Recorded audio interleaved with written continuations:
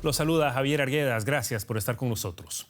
Se suponía que fuera una movilización histórica. El llamado a protestas a favor de los derechos civiles en Cuba y en contra del gobierno castrista fue silenciado ayer lunes, frustrando una jornada que los organizadores anunciaban con gran expectativa desde hacía meses. El gobierno consiguió reprimir por completo la iniciativa opositora mediante un fuerte despliegue policial, detenciones previas de opositores y mítines de repudio a los organizadores. El colectivo disidente cubano Archipiélago, organizador de la jornada, ha pedido prolongar las protestas hasta el 27 de noviembre y acusó al gobierno de violar los derechos fundamentales.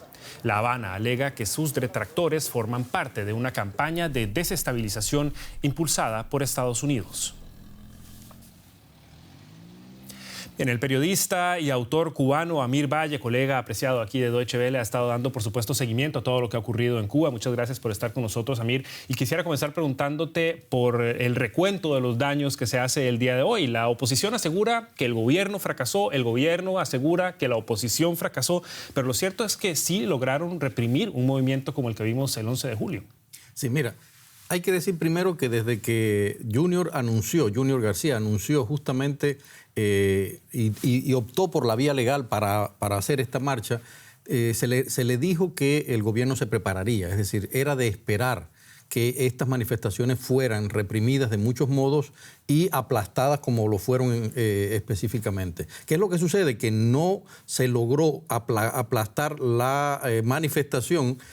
No tuvimos marchas fuera en las calles como hubo el 11 de julio, pero sí hubo muchas manifestaciones a todo lo largo de la isla dentro de las casas. Hubo cacerolazos, hubo personas que se manifestaron contra, hubo gente que hizo de algún modo la manifestación, la hizo de puertas adentro porque la patrulla estaba afuera, el Comité de Defensa de la Revolución los estaba vigilando para que no salieran. Se le prohibió a las personas, digamos, a los cabecillas fundamentales en Holguín, en Santa Clara, en La Habana, que es donde estaban los tres núcleos fundamentales, se les prohibió básicamente hacer cualquier manifestación y en muchos casos también se les interrumpió técnicamente y en algunos casos drásticamente arrancándole los cables el internet.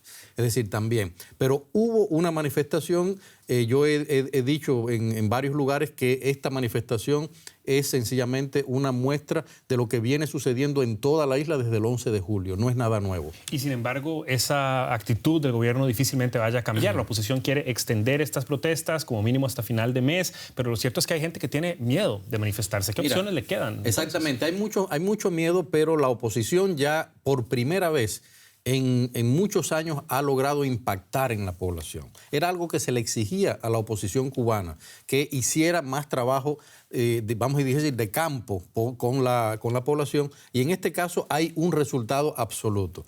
Las personas, justamente por la represión del 11 de julio, en el que hay muchas madres que tuvieron a sus hijos presos, hablamos de 1.200 personas que fueron presas en esa ocasión, esas familias que no tienen nada que ver con la oposición política, que eran sencillamente gente que salió a manifestarse, de pronto empiezan a hacer ecos en todo el país. Y estamos hablando, repito, de cientos de ciudades en todo el país en las cuales hay este tipo de casos, en los lugares más recónditos. Y por supuesto, entonces, eso lo que hace es que por primera vez a la oposición lo que le queda es seguir insistiendo en que el pueblo cubano asuma su posición cívica, es decir, su derecho a manifestarse. Y yo creo que en ese sentido hay una victoria muy grande de la oposición en Cuba. Hablabas de ese derecho a manifestarse que también las potencias del mundo en realidad habían pedido al gobierno de la isla respetar. Lo de ayer definitivamente no fue bueno para la imagen internacional del gobierno cubano. ¿Qué consecuencias puede tener para los vínculos internacionales? Mira, primero hay que decir que al gobierno no le interesa su imagen internacional. Es decir, ellos están convencidos que después de lo que ha pasado en Venezuela, en Nicaragua,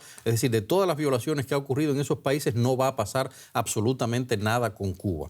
Pero de todos modos nosotros y la oposición en Cuba estamos tratando de hacer entender a la opinión pública internacional que ya tienen en sus manos la peor prueba sobre el régimen cubano. Se han caído las máscaras de ese sistema supuestamente democrático, humanista, etcétera, cuando se ha enfrentado a una parte del pueblo con otra parte del pueblo. Y ahí está la represión, la falta de derechos, no permitir algo tan sencillo como que alguien diga lo que piensa manifestándose con un gladiolo blanco en la mano. Es decir, un gobierno que le tiene temor a alguien que con una flor en la mano quiera hablar de sus derechos, es un gobierno que tiene mucho miedo. El miedo está de parte del gobierno y yo pienso que eso está. La comunidad internacional tendría que pasar, lo he dicho muchas veces, de las manifestaciones y los pronunciamientos a acciones mucho más concretas contra un régimen que ya se nota que es una dictadura en toda regla. No hubo protestas multitudinarias, pero sí un antes y un después del día de ayer en Cuba. Mir Valle con el análisis. Muchísimas gracias.